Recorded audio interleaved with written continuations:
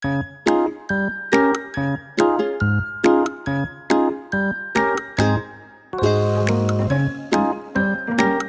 suatu hari berdirilah perusahaan bernama PT Pilar Ekonomi Dunia, di mana perusahaan ini berbisnis di berbagai jenis bidang. Dan pada saat-saat ini, perusahaan ini sedang menjalankan sebuah progres kinerja baru, yaitu membuat mesin elektrokardiogram, di mana mesin ini berfungsi untuk mengukur aktivitas elektrik atau kelistrikan di dalam jantung, dan untuk mengukur apakah detak jantung seseorang normal atau tidak.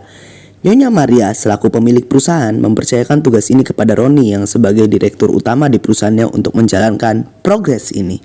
Selamat siang Pak Roni. Hari ini saya mempercayakan kamu untuk melaksanakan proyek baru. Siap Bu Maria. Kalau saya boleh tahu kira-kira apa ya proyeknya? Kamu saya percayakan untuk membuat mesin elektrokardiogram. Siap Bu, saya akan melaksanakannya. Lalu, Roni pun mulai mencari tahu tentang berbagai informasi mengenai elektrokardiogram dan mulai mencatat hal-hal yang penting yang ada yang akan dimanfaatkan sebagai perakitan mesin elektrokardiogram nantinya. Setelah mendapatkan banyak informasi, Roni mengajak diskusi Budi untuk bersama-sama mengerjakan proyek yang diberikan oleh Nyonya Maria. Selamat pagi Pak Budi. Besok saya meminta tolong kamu untuk mengundang profesor di bidang elektrokardiografi ya, untuk membahas proyek kita mengenai pembuatan mesin elektrokardiogram. Siap Pak, besok akan saya undang profesor di bidang elektrokardiografi untuk membahas proyek kita lebih lanjut. Rencananya, saya ingin undang ahli elektrokardiografi yaitu Ibu Nomi yang berasal dari Jepang, di mana Jepang merupakan salah satu negara yang memiliki perkembangan teknologi yang sangat pesat di Asia. Industri utama Jepang adalah otomotif, elektronik, farmasi, dan lain-lain. Jadi, kualitas narasumber yang akan saya undang sudah sangat terpercaya. Oke Pak Budi. Keesokan harinya, Pak Budi mengundang profesor di bidang elektrokardiografi, yaitu Profesor Naomi. Selamat pagi Bu Nomi.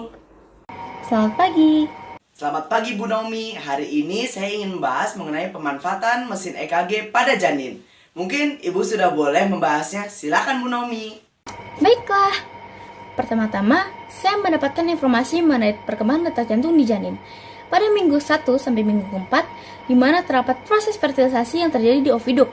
Lalu terbentuklah teman-teman ini, yaitu zigot, blastula, oogenesis, fetus, sampai akhirnya ke janin. Pada saat ini, bayi belum memiliki detak jantung sama sekali. Lalu di saat mulai memasuki minggu ke-5 sampai minggu ke-7, bayi sudah memiliki detak jantung, yaitu kisaran 90 sampai 110 detakan per menit. Sini dapat kita lihat persamaan pola antara sumber 1 dan sumber 2. Lalu pada minggu ke-9 sampai minggu 10, bayi memiliki detak jantung sebanyak 140 sampai 170 detakan per menit.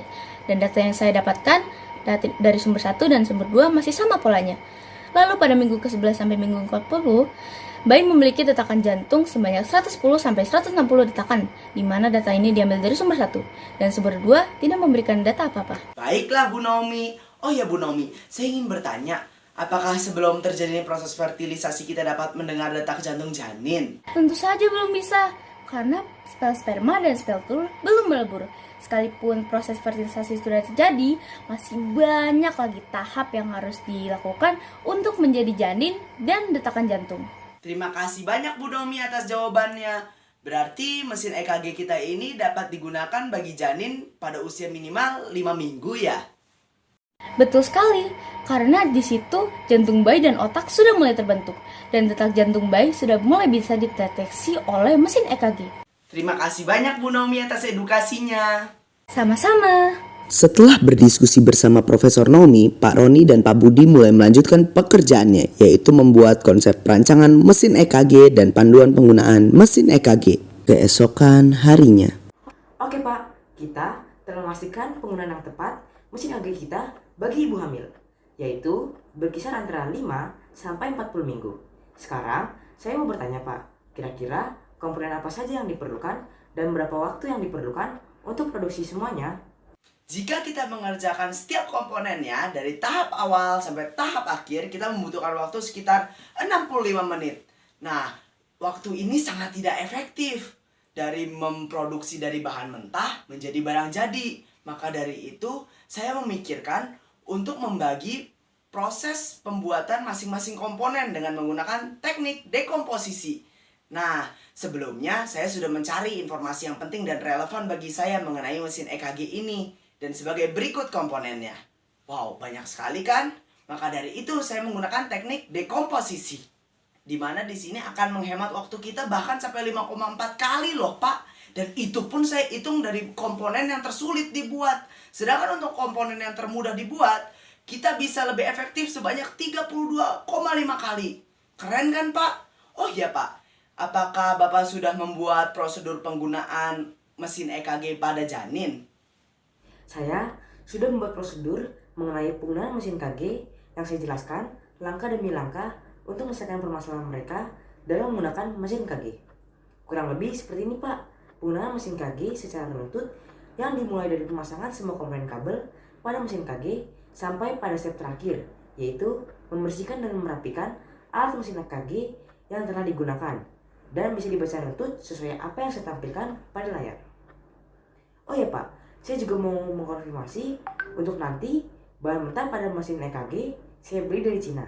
Soalnya Cina terkenal dengan produksi industrinya di berbagai bidang dan dikenal oleh masyarakat luas. Produk dari Cina harganya lebih murah dan juga berkualitas. Maka dari itu, saya tidak mengharapkan Cina menjadi salah satu negara di Asia yang memiliki perekonomian terpesat di dunia. Dan nantinya untuk barang mentah tersebut akan disalurkan kepada kita atau akan didistribusikan sekitar 3 hari lagi. Baiklah. Oh ya, Pak, saya juga ingin mengkonfirmasi mengenai hasil rekaman pada mesin EKG menggunakan konsep listrik statis. Karena untuk pengurinan hasil rekaman tersebut menggunakan konsep listrik statis. Jika dua muatan identik A dan B adalah 1,6 N serta kedua muatan tersebut terpisah jarak 3 cm, berapa ya besar masing-masing muatan A dan B tersebut? Saya sudah menghitungnya dan ini adalah hasil perhitungan saya. Nah, konsep listrik statis pada mesin EKG ini diakibatkan mesin fotokopi pada mesin EKG terdapat permukaan silinder yang dilapisi suatu zat yang bernama zat selenium. Dan zat ini dapat dimuati oleh listrik. Listrik statis memberikan muatan positif atau negatif yang menyebabkan muatan ini saling tarik-menarik. Memang sih pada dasarnya listrik statis merupakan fenomena yang ditimbulkan atau diakibatkan oleh ketidakseimbangan kumpulan muatan listrik. Baiklah, Pak, terima kasih atas penjelasannya. Pada akhirnya, meeting itu pun diakhiri dan Nyonya Maria mengucapkan selamat kepada Pak Roni dan Pak Budi atas keberhasilannya. Serta Profesor Nomi dan Pak Budi pun mulai mempromosikan mesin EKG dengan mengucapkan harapan-harapannya terhadap mesin EKG ini dan mengucapkan selamat atas berhasil diluncurkannya mesin EKG ini melalui berita.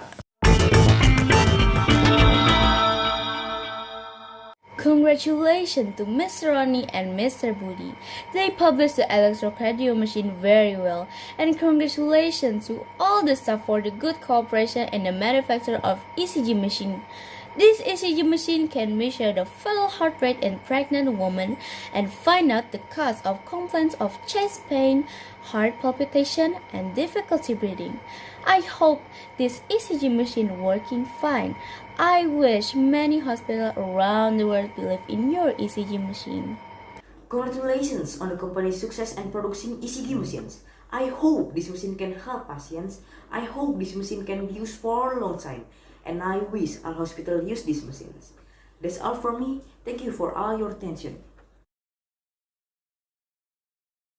Oh ya Pak Budi, jangan lupa ya, untuk produk mesin EKG kita ini kita perkenalkan di tingkat Asia dahulu saja. Dan berikut adalah ciri-ciri benua Asia, biar Bapak tidak salah dalam mendistribusikannya nanti. Baiklah, Pak, terima kasih atas penjelasannya. Pada akhirnya, produk ini pun berhasil didistribusikan ke seluruh Asia dan konsumen pun sangat puas dengan hasilnya. Pada akhirnya, produk ini pun laku dan sukses. Tamat. Alah.